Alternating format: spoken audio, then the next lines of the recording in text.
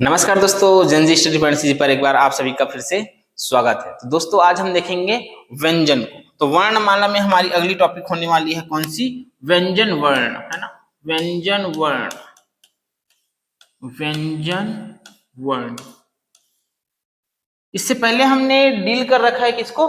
स्वर वर्ण को। तो वर्णमाला जो हमने शुरू किया है उसमें हमने वर्णमाला शुरू की, वर्णमाला देखिए, वर्ण देखिए, फिर वर्णमाला देखिए, फिर स्वर वर्ण को देखिए, और उसके बाद हम देख रहे हैं अगला क्या है, व्यंजन वर्ण को। इससे पहले हमने हिंदी का विकास देख रखा है, हिंदी का विकास, हिंदी के संवैधानिक स्थिति, फिर छत्तीसगढ़ी बोली देख रखा है। यदि आपने वीडियो को बाकी को नहीं देख रखा है तो हमारे चैनल में जाइए और बाकी को भी क्या करिए, देखिए, जरूर देखिए, क्योंकि वो भी इंपॉर्टेंट है, बहुत ज्यादा इंपॉर्टेंट है ना आपकी सभी परीक्षाओं की। तो व्यंजन वर्ण को याद रखना। व्यंजन वर्ण क्या है? सबसे पहले तो हमको यही जाने कि व्यंजन वर्ण आखिर है क्या, है ना। तो वे वर्ण जिनका उच्चारण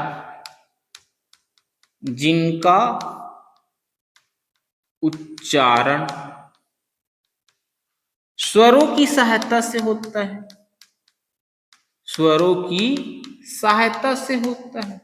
मतलब वे वर्ण जिनका उच्चारण स्वरों की सहायता से होता है वो क्या कहलाता है? व्यंजन वर्ण कहलाता है। मतलब भैया व्यंजन वर्ण बिना स्वर के नहीं बोल सकते, ऐसा बोल रहा है, यही तो बोल रहा है। वे वर्ण जिनका उच्चारण स्वरों की सहायता से होता है क्या कहलाता है? व्यंजन वर्ण कहलाता है, व्यंजन वर्ण कहलाता है।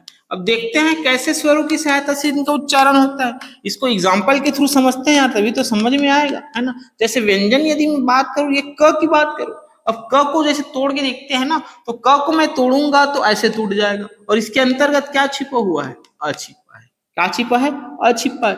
ख को मैं तोड़ूं तो कैसे तोड़ूंगा? ख तोड़ूंगा, और इसके अंदर और क्या छिपा हुआ है? अछिपा। मतलब यही तो बोल रहा है, वे वर्ण जिनका उच्चारण स्वरों की सहायता से होता है। मतलब इसको बोल रहा हूं ना, मत तो मैं कहीं ना कहीं इसको बोल रहा हूं, इस स्वर को बोल रहा हूं, इसको बोल रहा हूं, तो कहीं ना कहीं मैं इस स्वर को बोल रहा हूं। तो यही तो बोल रहा है कि व्यंजन वर्ण क्या है? जिनका उच्चारण स्वरों की सहायता से होता है। और हमें क ख ग यहां से स्पष्ट रूप से दिखाई दे रहा है कि जब हम व्यंजन को उच्चारण कर रहे हैं तो स्वर का भी क्या कर रहे हैं? उपयोग कर रहे हैं। मतलब प्रत्येक व्यंजन के उच्चारण में अध्वनि क्या होती? छिपी रहती है। ये इंपॉर्टेंट लाइन है, दिख तो रहा है ना, फिर भी हम लिखेंगे क्योंकि डायरेक्ट पूछेगा, याद नहीं रहता भाई। हमको ऐसे लिख दिया, हमको डायरेक्ट शब्दों के रूप में याद नहीं रहेगा। मतलब प्रत्येक व्यंजन में अवर्ण छिपी रहती है।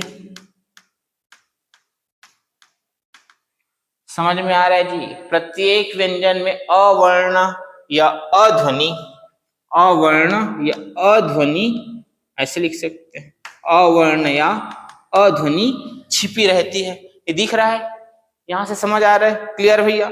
मतलब अ के बिना व्यंजन का उच्चारण संभव है क्या? नहीं है। मतलब क्या मैं लिख सकता हूं कि अ के बिना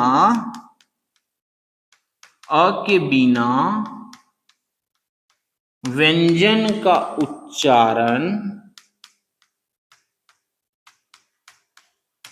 संभव नहीं है। अ के बिना व्यंजन का उच्चारण संभव नहीं है, क्योंकि अ के साथ ही, अ के कारण ही इनका क्या हो पाता है? उच्चारण हो पाता है। यही बोल रहे हैं ना, प्रत्येक व्यंजन में अवर्ण छुपी होती है या ध्वनि छुपी होती है। तो आपको इतना याद रखना, ये है क्या?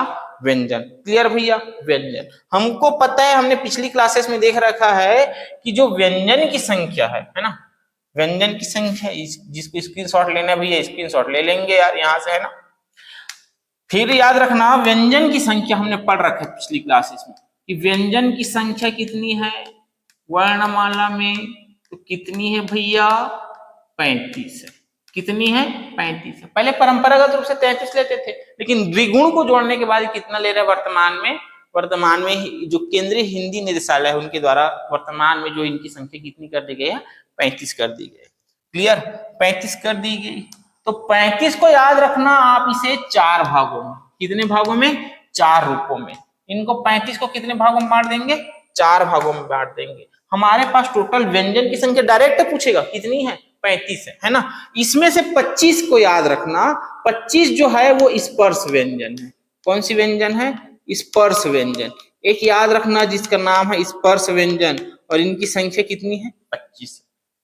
इस 35 में से 25 डायरेक्ट यहाँ गए, बच गए कितना? 10। 10 मतलब ये 10 3 भाग में बढ़ जाएंगे, है ना। और एक का नाम याद रखना, और एक का नाम है भैया अंतस्थ व्यंजन। कौन सी व्यंजन? अंतस्थ व्यंजन। अंतस्थ व्यंजन, पहला स्पर्श व्यंजन और दूसरा अंतस्थ व्यंजन। इनकी संख्या कितनी है? 4 है। इनकी संख्या कितनी है? 4 है। स्पर्श व्यंजन की संख्या 25 है, अंतस्थ व्यंजन की संख्या 4 है। आपको लगे हाथ याद करना है यार, केवल नोट से बस नहीं बनाना है ना। फिर याद रखना ऊष्म व्यंजन। कौन सी व्यंजन? ऊष्म व्यंजन। इनके अन्य नाम को बाद में देखेंगे ना। ऊष्म व्यंजन की संख्या भी कितनी है? 4 है। अंतस्थ व्यंजन की संख्या 4, ऊष्म व्यंजन की संख्या 4। इनका नाम है द्विगुण। क्या है? द्विगुण। नाम से स्पष्ट है, द्वि। द्वि मतलब होता है कितना? 2। बचा हुआ अभी कितना था? 2। मतलब इधर 25 इधर 2, बीच में 4 4। अरे 4 चांद लग गए, ठीक है ना भाई। तो स्पर्श व्यंजन, अंतस्थ व्यंजन, ऊष्म व्यंजन और द्विगुण व्यंजन। अरे हुआ 25 4 4 2। आपको इतना याद रखना है, 25 4 4 2, है ना। स्क्रीनशॉट लेना है तो ले लीजिए जी, ठीक है। नेक्स्ट देखो आगे, क्योंकि बच्चे ने कमेंट किया था सर नोट्स मिल जाएगा क्या पीडीएफ का? पीडीएफ का तो नोट्स नहीं मिलेगा भैया। फिलहाल आपको नोट्स नहीं बनाना है तो आप स्क्रीनशॉट ले सकते हो। देखिए फिर आगे डील करें, है ना। अब डील करते हैं, हम शुरू करते हैं स्पर्श व्यंजन की ओर चलते हैं। स्पर्श व्यंजन, यदि कहीं कुछ समस्या आ रहा हो, कहीं कुछ सुझाव हो तो कमेंट के माध्यम से बताइएगा यार, है ना। और ससुरे वीडियो पसंद आता है तो फिर ठीक लगता है तो वीडियो को लाइक कर दिया करे और अपने दोस्तों को भी शेयर किया करे। ससुरे अकेला थोड़ी ना देखना है, मिल बांट के खाना है दोस्तों के साथ, कैसे यार, है ना। और चैनल को सब्सक्राइब करना मत भूलना भाई। अरे ठीक है यार, और वीडियो को लाइक करेगा तभी मुझको पता चलेगा कि वीडियो कैसा है, ठीक है। और कमेंट के माध्यम से जरूर सुझाव दीजिएगा कि वीडियो में और क्या इंप्रूव करना है और आपको किस पोर्शन की और आप क्या चाहिए वीडियो चाहिए। तो देखते हैं स्पर्श व्यंजन। तो जो व्यंजन जो है कंठ के माध्यम से बोला जाता है, होंठ के माध्यम से बोला जाता है, दांतों के माध्यम से बोला जाता है, मतलब इनके स्पर्श के माध्यम से बोला जाता है, वही क्या है? स्पर्श व्यंजन है। तो इसी को लिख देंगे, क्या लिख देंगे? जो व्यंजन, है ना, जो व्यंजन कंठ, तालु, मूर्धा, ओष्ठ एवं दंत के स्पर्श से बोला जाता है, वही क्या है? स्पर्श व्यंजन है यार। वही क्या है? स्पर्श व्यंजन। ठीक है, स्पर्श व्यंजन है। तो इनकी संख्या कितनी है हमने देख रखा है। इनकी संख्या कितनी है? 25 है। कितनी है? इनकी संख्या कितनी है? 25 है। इस 25 को हम भैया अलग अलग वर्गों में क्या करेंगे? बांटेंगे। अभी देखेंगे इसको अलग अलग भागों में क्या कर देंगे? बांट देंगे। और अलग अलग वर्ग में बांटेंगे, ऐसे अलग अलग वर्ग में, ऐसे, है ना, ऐसे अलग अलग वर्ग में क्या कर देंगे? बांट देंगे। और अलग अलग वर्ग में बांटेंगे, इसी कारण इसको बोल देते हैं वर्गीय व्यंजन। क्या बोल देते हैं? वर्गीय व्यंजन, है ना। तो इसे क्या कह दिया जाता है? इसे वर्गीय व्यंजन कह दिया जाता है। कौन सी व्यंजन? वर्गीय व्यंजन। इसे क्या कह दिया जाता है? वर्गीय व्यंजन कहते हैं। इसे वर्गीय व्यंजन कहते हैं। एक चीज याद रखना यार, पीछे है ना, एक चीज में भूल गए थे यहाँ व्यंजन में, याद रखना। देखो यहाँ प्रत्येक व्यंजन में अध्वनि छिपी हुई है, अवर्ण छिपी हुई है, मतलब अ के बिना व्यंजन का उच्चारण संभव नहीं है। मतलब यहाँ किसके गुलाम है? अ के गुलाम है, क्योंकि अ के बिना तो चल नहीं रहा है ना। इसीलिए इसको क्या बोल देते हैं? इसे इसीलिए परतंत्र वर्ण बोल देते हैं। क्या बोल देते हैं? परतंत्र वर्ण कह देते हैं। तो परतंत्र वर्ण किसे कहा जाता है? व्यंजन को। किसे कहा जाता है? व्यंजन को। परतंत्र वर्ण का संबंध किससे है भैया? इस व्यंजन वर्ण से। क्लियर यार? तो इतना याद रखना परतंत्र वर्ण के बारे में भी, व्यंजन वर्ण के बारे में भी, है ना। छूट गया तो थोड़ा सा, इससे याद आ गया। इसे वर्गीय व्यंजन कहते हैं। किसे कहते हैं? स्पर्श व्यंजन। क्योंकि इसे अलग अलग क्या बात, क्योंकि है ना, क्योंकि इसे अलग अलग वर्गों में बांटा जाता है, इसलिए क्या कह दिया जाता है? वर्गीय व्यंजन कह दिया जाता है जी। देखिए फिर आगे वर्गीय व्यंजन देख लेते हैं। मैंने इसे कह लिखा क्या, इसे वर्गीय व्यंजन कहते हैं क्योंकि इसे अलग अलग वर्गों में बांटा जाता है। याद रखना इसे 5 वर्ग में बांटते हैं। कितने? इसे 5 वर्ग में बांटते हैं। कितने वर्ग में बांटते हैं? 5 वर्ग में बांटते हैं। तो देखो 5 वर्ग में बांट लेते हैं। ये पहला, ये दूसरा, तीसरा, चौथा और पांचवा, 5 वर्ग। ये हुआ वर्ग। ठीक है यार, वर्ग हो गया। पहले को नाम दे देते हैं क वर्ग। क्या बोल देते हैं? क वर्ग। क्या बोलेंगे? क वर्ग। दूसरे को बोल देंगे च वर्ग। क्या बोल देंगे? च वर्ग। तीसरे को बोल देंगे ट वर्ग, है ना। क्या बोल देंगे? ट वर्ग। चौथे को बोल देंगे त वर्ग और पांचवे को बोल देंगे प वर्ग। क्या बोल देंगे? प वर्ग। या याद रखना आप लोग, कचट तप, कचट तप, क वर्ग, च वर्ग, ट वर्ग, त वर्ग, प वर्ग। क वर्ग, च वर्ग, ट वर्ग, त वर्ग और प वर्ग। मतलब प्रत्येक वर्ण का नामकरण, है ना, प्रत्येक वर्ण का नामकरण क्या किया गया है? प्रत्येक वर्ण के प्रथम वर्ण के आधार पर किया गया है। तो यहाँ क्या मैं लिख सकता हूं अब उसको, है ना, कि प्रत्येक वर्ण का नामकरण, प्रत्येक वर्ण का नामकरण प्रथम वर्ण के नाम पर किया गया है, किया गया है ना। तो प्रत्येक वर्ण का नामकरण प्रथम वर्ण के नाम पर किया गया, प्रथम वर्ण के नाम पर किया गया। ये क से शुरू होगा और 5 के ग्रुप बनेगा, क छ क ख ग घ अंग। तो 5 के नाम पर जो शुरू में आ रहा है उसी के नाम पर। च छ ज झ इया, तो च के नाम पर हो गया। तो वही बोल रहा है कि प्रत्येक वर्ण का नामकरण जो है प्रथम वर्ण के आधार पे किया गया है, प्रथम वर्ण के नाम पर किया गया है। क्योंकि हमने स्पर्श व्यंजन को जो है कितने भागों में बांट रखा है जी, है ना, कितने भागों में बांट रखा है? 5 भागों में बांट रखा है या 5 वर्ग में बांट रखा है। तो चलिए देखते हैं कि इस क वर्ग के अंतर्गत कौन आता है, च वर्ग के अंतर्गत कौन आता है, ट वर्ग के अंतर्गत कौन आता है। कौन कौन आता है? क, ख, ग, घ, अंग। 5 आया, 1 2 3 4 5, है ना। फिर च, छ, ज, झ, इया, ठीक है, इया। फिर ट, ठ,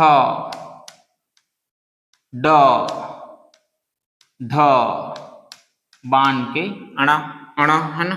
फिर त, थ, द, ध, न। फिर आ जाएगा प, फ, ब, भ, म। ससुरे ये याद होना चाहिए यार, याद होना चाहिए, इंपॉर्टेंट है। याद नहीं तो गड़बड़ वाली बात है भाई, है ना। इतना याद नहीं तो गड़बड़ वाली बात है। तो क ख ग घ अंग, च छ ज झ इ, ट ठ ड ढ ण, त थ द ध न, प फ ब भ म। ये क्या हो गया? 25। 5 दूनी 10, 5 ते 15, 5 24, 5 एम 25। ये 25 क्या कहलाता है? स्पर्श व्यंजन कहलाता है। इन सभी को देखो, अब शुरू नाम में मैंने लिखा ना लास्ट में कि प्रत्येक वर्ग के प्रथम वर्ण के नाम पर क्या हुआ है? इनका नामकरण हुआ है, इसीलिए बोल रहे हैं क वर्ग, है ना। ये देखो क वर्ग, च वर्ग, ट वर्ग, त वर्ग और प वर्ग, इतना हुआ। कि नहीं हुआ? कचट तप। अब इनका एक और नाम है जो सबसे ज्यादा क्या है, इंपॉर्टेंट, कि इनका उच्चारण हमने शुरू में देखा कि इनको स्पर्श व्यंजन क्यों कहते हैं, है ना। हमने शुरू में देखा कि इनको स्पर्श व्यंजन क्यों कहते हैं, क्योंकि इनको बोलते समय जो है कंठ है, तालु है, मूर्धा है, ओष्ठ है और दंत से क्या होता है, स्पर्श होता है, और स्पर्श के आधार पर ही इसको क्या किया जाता है, बोला जाता है। तो स्पर्श होता है, तो हमने तो नाम नहीं लिखा उस स्पर्श का, हमने केवल शुरू अक्षर का जो नाम लिखा है ना, प्रथम वर्ण के आधार पर क्या किया दिया, इसका नामकरण कर दिया। तो अब देखते हैं कि स्पर्श के आधार पर इनका नामकरण क्या है। तो ये सबसे ज्यादा इंपॉर्टेंट ये होने वाला है ना। डायरेक्ट पूछता है कि क वर्ग में कौन कौन से आता है, ख वर्ग में कौन कौन से, ये भी पूछा जाता है, लेकिन उनके अलावा ये भयंकर इंपॉर्टेंट। क बोलो तो, क बोलेंगे तो यहां से गला से निकलेगा, ये इसको क्या बोलते हैं, वोकल कॉर्ड है ना, कंठ, कंठ से निकलेगा। क ख ग घ बोल कर देखो, इसलिए इसको बोल देते हैं क से कंठव्य, और क से भी आता है तो कंठव्य, क्या बोल देंगे, कंठव्य व्यंजन, कंठ से निकलने वाला व्यंजन कंठव्य व्यंजन। क्लियर भैया? बोल कर देखो, क ख ग, यहां से निकलेगा क ख ग घ अंग, यहां पूरा काम करेगा कंठ, है ना। तो क ख ग घ अंग, अरे क्लियर। फिर देखना च छ ज झ ञ, बोलो। अब जीव क्या करेगा, डायरेक्ट जो अपना जो तालु है, ये नीचे तालु है ना, ये जबड़ा जो नीचे वाला जबड़ा, ये ऊपर वाला जबड़ा, तो ऊपर वाला जबड़ा से जो जीव जीव ऐसा है ना, जस्ट इसी रूप में मुड़ेगा नहीं, जस्ट ऐसे है, ये ऊपर तालु है, ये जाके ऐसे चिपकेगा। तो बोलकर देखो, च छ ज झ ञ, च छ ज झ ञ। तो जो जीव है ऊपर वाले तालु में क्या हो जाता है, जाके चिपक जाता है, और तालु में चिपकता है इसलिए इसको बोल देते हैं तालव्य व्यंजन। क्या बोल देते हैं, तालव्य व्यंजन, है ना। बोल के देखो भाई, तभी जमेगा। कई बार हम भूल जाते हैं तो बोलने से वो क्या हो जाता है, याद आ जाता है। तो तालव्य, ऊपर को बोलते हैं तालु, नीचे को बोलते हैं तालु, ये निचली तालु है, ये ऊपरी तालु है, और ऊपरी जो तालु है, छत है, उसमें जो जीव है क्या हो जाता है, जाके चिपकता है, जब इनको बोलते हैं च छ ज झ ञ। फिर इनको बोलते देखो त ठ ड ढ ण, तालु की तरफ तो जा रहा है, लेकिन ये क्या हो रहा है, मुड़ रहा है, क्या हो रहा है, मुड़ रहा है, कौन, जीव, ट ठ ड ढ ण। बोलकर देखो, जीव क्या होता है, थोड़ा सा मुड़ता है, और मुड़ता है इसलिए मुड़ रहा है, और मुड़ रहा से याद रखना मूर्धन्य, क्या याद रखना, मूर्धन्य या मूर्धा व्यंजन, या मूर्धा बोल देते हैं, मूर्धा नहीं भाई ससुरे, मुर्दा समझ रहे हो, मूर्धा, मुर्दा बोल देते हैं या मूर्धन्य बोल देते हैं, मूर्धन्य व्यंजन। अरे ठीक है ससुरे लोग, समझ में आ रहा है कि नहीं आ रहा है, कि मैं ही बस समझ रहा हूँ, हाँ, मुझको बस नहीं समझना भाई, आपको समझना है ना। तो मूर्धन्य व्यंजन, तो जब बोलते हैं तो जीव जो मुड़ जाता है तब वो मुड़ रहा है, मुड़ने से याद रखना मूर्धा, मुंह से मुड़ना, मुंह से मूर्धन्य, आप इतना याद रख सकते हैं ना। तो ट ठ ड ढ ण, बोल के देखना, ट ठ ड ढ ण, मूर्धन्य व्यंजन। फिर क्या है, त वर्ग। अब त वर्ग को बोलो, त थ द ध न। अब जब बोलेंगे तो जो जीभ है, तो जीभ के जो सामने वाला हिस्सा है वो डायरेक्ट आके दांत में टकराएगा, त थ द ध न, बोलो। तो जीभ जो है किस में आके टकराएगा, दांत में आएगा, और दांत में आएगा मतलब दांत से टकरा रहा है, इसलिए दंतव्य बोल देंगे। क्या बोल देंगे, दंतव्य बोल देंगे, दंतव्य व्यंजन।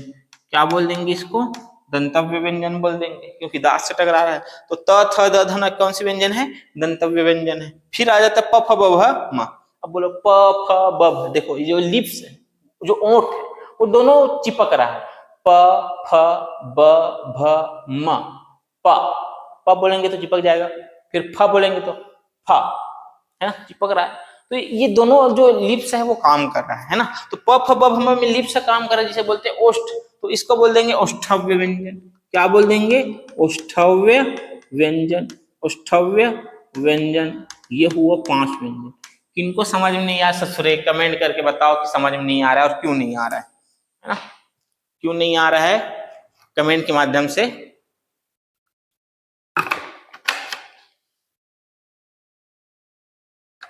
बताइए। ये हो गया हमारा स्पर्श व्यंजन।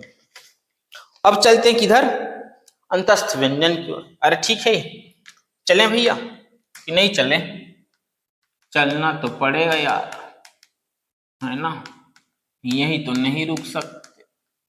और रुक रहे हो तो बाबू रे थोड़ा सा क्या करो, अपनी गाड़ी को स्पीड बढ़ाओ। अंतस्थ व्यंजन देखो, देखो इसे फिर।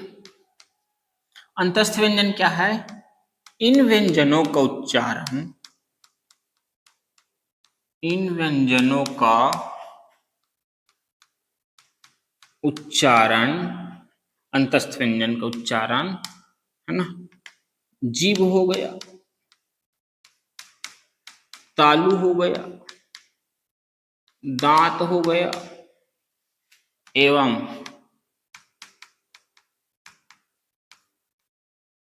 ओष्ठ के, है ना, ओष्ठ के परस्पर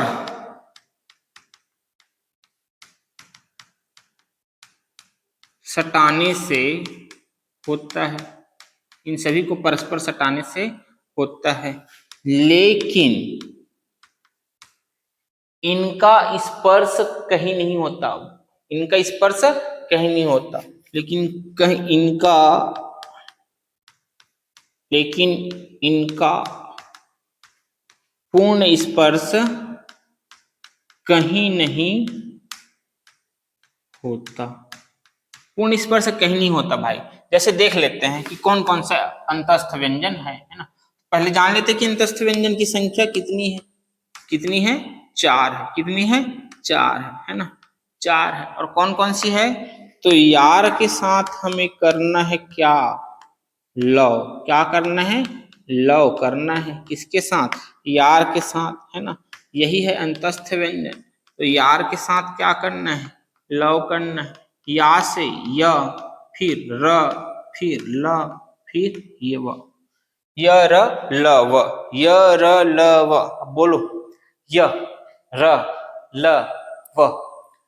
इन सभी को बोलने के लिए कहीं ना कहीं जीभ का भी यूज होगा, तालु का भी यूज होगा, दांत का भी यूज होगा, और ओंठ का भी यूज होगा। य र ल व में देखो व र र र र ल ल ल ल में तालु का यूज हो रहा है ना। तो कहने का मतलब यूज तो हो रहा है, लेकिन इनका पूर्ण स्पर्श नहीं हो पाता। जीभ जो है और जो है पूरा चिपकता नहीं, तालु से कभी पूरा चिपकता नहीं, दांत से कभी पूरा चिपकता नहीं। वही बोल रहे हैं कि जीभ, तालु, दांत एवं ओष्ठ के परस्पर सटाने से तो होता है, लेकिन इनका पूर्ण स्पर्श नहीं हो पाता भैया। यह अंतस्थ व्यंजन जिनकी संख्या है 4, और इन 4 को याद रखने के लिए आपको याद रखना है यार के साथ क्या करना है? लव। तो यार का लव, तो य से य, र से र, ल से ल, व से व। यार, याद हुआ इतना? आपको इतना क्या करना है? याद रखना है। एक चीज और याद रखना है कि अंतस्थ व्यंजन को अर्ध स्वर भी कहा जाता है। क्या कहा जाता है? अर्ध स्वर। अर्ध स्वर किसे कहा जाता है? अंतस्थ व्यंजन को। इंपॉर्टेंट है भाई, है ना। तो अंतस्थ, अ से अंतस्थ व्यंजन और अ से अर्ध स्वर, है ना। अ से अंतस्थ व्यंजन याद रखना, अ फॉर अंतस्थ, अ फॉर अर्ध। तो अंतस्थ व्यंजन को ही क्या कहा जाता है? अर्ध स्वर कहा जाता है। इतना याद रहेगा। फिर चलते हैं नेक्स्ट, और नेक्स्ट है कौन सी? ऊष्म व्यंजन। ठीक है बाबू राव, कौन सी व्यंजन? ऊष्म व्यंजन। ऊष्म व्यंजन, तो ऊष्म व्यंजन क्या है देख लेते हैं, चलो। तो वे व्यंजन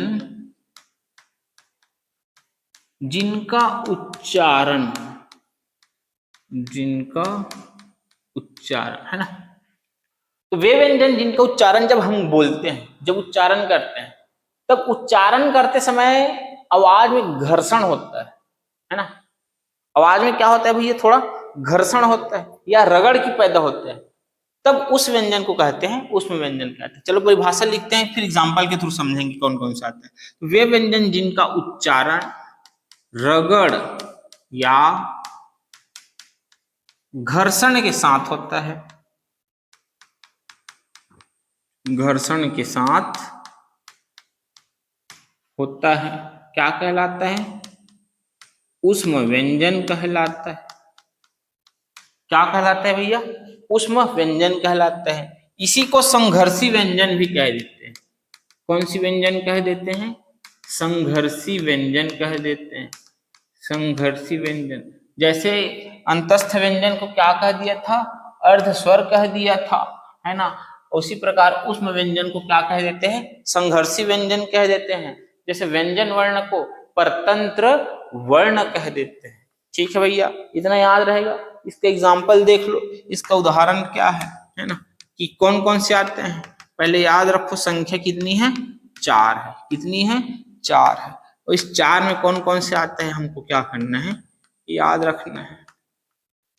चारों को याद रखना है। सबसे पहले स क्या है, स। फिर आता है षटकोण का स, फिर आता है सड़क का स, और फिर आता है ह। तो स स स ह, तीनों का उच्चारण अलग अलग है भाई, है ना। तीनों का उच्चारण अलग अलग है। मैं आपको एक साथ उच्चारण को और लिखवाऊंगा ना लास्ट में, तब वहां देखेंगे, क्योंकि सभी का उच्चारण अलग से पूछ दिया जाता है। तो इन लोग का अलग से उच्चारण देखेंगे, है ना। क्यों, हमने तो 25 का देख लिया था स्पर्श वाला, बाकी का उच्चारण अलग से क्या करेंगे, देखेंगे, है। तो इतना याद रखना, स स स ह, ये 4 क्या है, अंतस्थ व्यंजन है। इनका उच्चारण करो। स स बोलने से वायु निकलती है ना, रगड़ या घर्षण के साथ वायु निकलती है। ठीक, वायु निकलती है, छोड़ो ऐसी याद रखो, वायु के साथ होता है ऐसे करके। तो याद रखना, उसमें व्यंजन को क्या कहते हैं, संघर्षी व्यंजन कहते हैं। अब एक बच जाता है जिनका नाम क्या है, द्विगुण। क्या बच जाता है, द्विगुण व्यंजन, है ना। द्विगुण, कौन सी व्यंजन, द्विगुण। तो ये अब जानना है हमें कि ये द्विगुण व्यंजन क्या है ना। द्विगुण व्यंजन क्या है, तो द्विगुण व्यंजन को याद रखना। द्विगुण व्यंजन कुछ नहीं, कौन कौन सी है, जो ड़ है ना, जो लास्ट में पढ़ते हैं ड़ ढ़, ये है। तो ड़ और ढ़ ही क्या है, द्विगुण व्यंजन है, जिनकी संख्या कितनी है, 2 है। तो जान लेते हैं कि क्या है ना। तो ड एवं ढ के नीचे बिंदु लगाने से द्विगुण व्यंजन बनता है। क्लियर जी। तो ड एवं ढ के नीचे बिंदु लगाने से द्विगुण व्यंजन बन रहा है। देखो, द्विगुण व्यंजन बन रहा है, और द्विगुण मतलब कितना है, 2 है। कितना है, 2 है। एक चीज याद रखना, हरदेव बिहारी जो है इसे उच्छिप्त व्यंजन कहते हैं। कौन कहते हैं ये भी याद रखना, और क्या कहते हैं ये भी याद रखना। किसको याद रखना है, हरदेव बिहारी को। किसको, हरदेव बिहारी को। क्या कहता है इसे, हरदेव बिहारी इसे जो है उच्छिप्त व्यंजन कहते हैं। कौन सी व्यंजन, उच्छिप्त व्यंजन। याद रखना, इंपॉर्टेंट है। द्विगुण व्यंजन ही कौन सा व्यंजन है, उच्छिप्त व्यंजन है। तो उच्छिप्त व्यंजन किसने कहा, हरदेव बिहारी ने कहा। किसे कहा, द्विगुण व्यंजन को कहा। द्विगुण व्यंजन कौन कौन से है, ड और ढ के नीचे क्या लगाने से, बिंदु लगाने से बनता है। मतलब अढ़ और ढ, ये क्या है, द्विगुण व्यंजन, जिनकी संख्या कितनी है भैया, 2 है। एक चीज याद रखना, ये जो द्विगुण व्यंजन है कभी भी शुरू में प्रयोग नहीं होता है ना। द्विगुण व्यंजन कभी भी शुरू में प्रयोग नहीं होता। तो शब्दों में इनका प्रयोग बीच में होता है या आखिरी में होता है। तो शब्दों में इनका प्रयोग बीच में या आखिरी में होता है। अब कैसे होता है, जैसे एग्जाम्पल के थ्रू देख लेते हैं यहाँ, है ना। बीच में जैसे देख लेते हैं, बीच में जैसे देख लेते हैं एग्जाम्पल, पढ़ना, पढ़ना, लड़ना, पढ़ना, लड़ना, सड़क, है ना, सड़का नहीं सड़क, सड़क, लड़का, लड़ाई। बीच में आ रहा है जी कि नहीं आ रहा है, बीच में आ रहा है ना। अब आखिरी में देख लेते हैं, आखिरी में देख लेते हैं, आखिरी में कैसे होते हैं, जैसे बाढ़ आ रहा है, बाढ़, आषाढ़। अभी कमेंट करके बताओ, आषाढ़, हथकड़ी, हथकड़ी, कड़ी, ये लास्ट में आ रहा है। शुरू में होता है तो खोज कर देखो ससुरे, शुरू से होता ही नहीं है, न ड़ से होता है न ढ से होता है, इनसे शुरू होता ही नहीं। पढ़ना बीच में आएगा या लास्ट में आएगा, है ना। लड़ाई, लड़ना, लड़का या हथकड़ी या आषाढ़ या बाढ़, ये होता है क्या, द्विगुण व्यंजन। क्या होता है, द्विगुण व्यंजन। इस प्रकार व्यंजन जो क्या होता है, समाप्त होता है। लेकिन जो संयुक्त व्यंजन है क्या है, वो बच जाता है। और व्यंजन के जो प्रकार है यार, है ना, जो स्वर तंत्री के आधार पर हो या श्वास की मात्रा के आधार पर हो, तो इनको क्या है नेक्स्ट वीडियो में देखेंगे, क्योंकि वीडियो ज्यादा लंबा हो जाएगा। और जो कुछ जो वर्णमाला से जो मिसलेनियस है, जो बहुत इंपॉर्टेंट रखता है, जैसे हमने देखा कुछ का, जैसे इनका हमने उच्चारण कहाँ से होता है ये नहीं देखा। जैसे स उच्च जो घर्षण व्यंजन है ना, जो उष्म व्यंजन है, उनका उच्चारण कहाँ से होता है ये हमने नहीं देखा। ना ही अंतस्थ व्यंजन का उच्चारण कहाँ से होता है ये देखा। तो उनको क्या करेंगे, एक साथ लास्ट वीडियो में डील करेंगे। और जो कुछ अन्य मिसलेनियस है उसको भी डील करेंगे। और वो बहुत इंपॉर्टेंट होने वाला है यार, लास्ट वीडियो बहुत इंपॉर्टेंट है, छोड़ना मत। क्योंकि श्वास की मात्रा के आधार पर, वायु की मात्रा के आधार पर यहाँ से क्या करता रहता है, पूछते रहते हैं कौन सा अल्प प्राण है, कौन सा महाप्राण है ना, इसको पूछते ही रहता है भाई। ठीक है, तो नेक्स्ट वीडियो में मिलते हैं। लेकिन यदि आपने अभी तक चैनल को सब्सक्राइब नहीं किया तो चैनल को सब्सक्राइब करो, वीडियो को लाइक करो, अपने दोस्तों को शेयर करो। ठीक है, थैंक यू दोस्तों वीडियो के अंत तक बने रहने के लिए।